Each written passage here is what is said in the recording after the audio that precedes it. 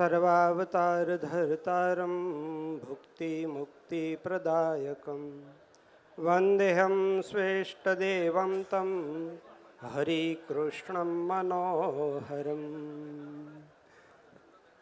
સર્વગુરુઓના ગુરુ એવા આપણા ઉપાસ્ય ઇષ્ટદેવ શ્રી હરિકૃષ્ણ મહારાજ નિજ મંદિરમાં બિરાજમાન લક્ષ્મીનારાયણ દેવાદિક સર્વે દેવો અને સ્વયં સ્વામિનારાયણ ભગવાને જેમને આપણને ગુરુપદે આપ્યા છે એવા આપણા સર્વેના ગુરુપદે બિરાજમાન આચાર્ય પ્રવર પરમ પૂજ્ય ધર્મ ધુરંધર 1008 રાકેશ પ્રસાદજી મહારાજ ગુરુ પૂર્ણિમા નિમિત્તે આપણને સરસ મજાની કથા સંભળાવી છે એવા સદગુરુ નીલકંઠ ચરણદાસજી સ્વામી, સર્વે પૂજનીય વંદનીય બ્રહ્મનિષ્ઠ સંતો, સૌ વાલા ભક્તો, સૌને આજની ગુરુ પૂર્ણિમા પ્રસંગે ભાવથી જય સ્વામિનારાયણ.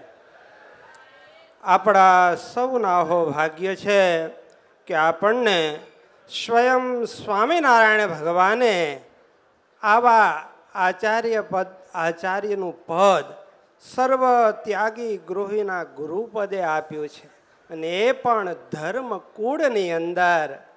અને પરમ પૂજ્ય ધર્મ ધુરંધર 1008 આચાર્ય મહારાજ શ્રી રાકેશ પ્રસાદજી મહારાજ, વર્તમાન આપણા આચાર્ય મહારાજ શ્રી તો એટલા બધા યશસ્વી આચાર્ય શ્રી છે કે ભગવાનની અપાર કૃપા એમના ઉપર ઉતરી છે. ગુણાતીતાનંદ સ્વામી એક દ્રષ્ટાંત આપ્યું છે કે મણ લોઢું હોય તો એક મંદિરના લોઢાને તાણે 10 મણ આખા શહેરને, 100 મણ એક દેશને, અને એનાથી લાખ મણ હોય તો આખું પરગણું તાણે. પણ આજ તો આખો ચમકનો પર્વત ઉતર્યો છે કે એમાં બધા જ બ્રહ્માંડના જીવો તણાઈ આવે છે. આ પુરુષોત્તમ નારાયણ પ્રગટ થયા. એમ આજ રાકેશ પ્રસાદજી મહારાજ રૂપી આખો ચુંબકનો પર્વત ઉતર્યો છે. તે દેશો દેશના વડતાલ, જુનાગઢ, ગઢડા, અમદાવાદ, મૂડી, વઢવાણ, બધા દેશના સંતો અને હરિભક્તો દેશ વિદેશના અહીંયા ખેંચાઈ આવે છે. અને મહારાજ શ્રી જ્યારથી આ વડતાલ ગાદીના સ્થાને વિરાજમાન થયા છે ત્યારથી મહારાજ શ્રીનો તો ચડતો ને ચડતો રંગ છે, પણ સમગ્ર વડતાલ દેશનો પણ એવો ને એવો ચડતો ને ચડતો રંગ રહ્યો છે. એનું જો મૂળ કોઈ કારણ હોય તો આપણા મહારાજ શ્રી છે કે ભગવાને જે આપણને આચાર્યના લક્ષણો કયા એવા સમગ્ર સદગુણે સંપન્ન આચાર્ય મહારાજ શ્રી આપણને મળ્યા છે.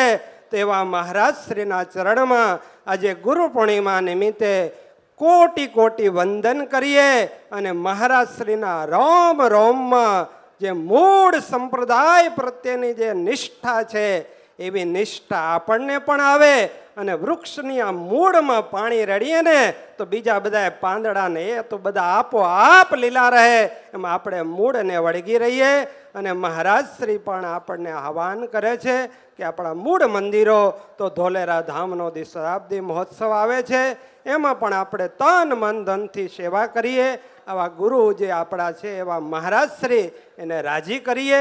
બસ એવા ગુરુની આજ્ઞામાં આપણે વર્તીએ તો એને આપણે ખરા અર્થમાં પૂજન કર્યું કહેવાય. તો આજના દિવસે ફરીથી પણ મહારાજ શ્રીના ચરણમાં કોટી કોટી વંદન સાથે મારી વાણીને વિરામ સહજાનંદ સ્વામી મહારાજ.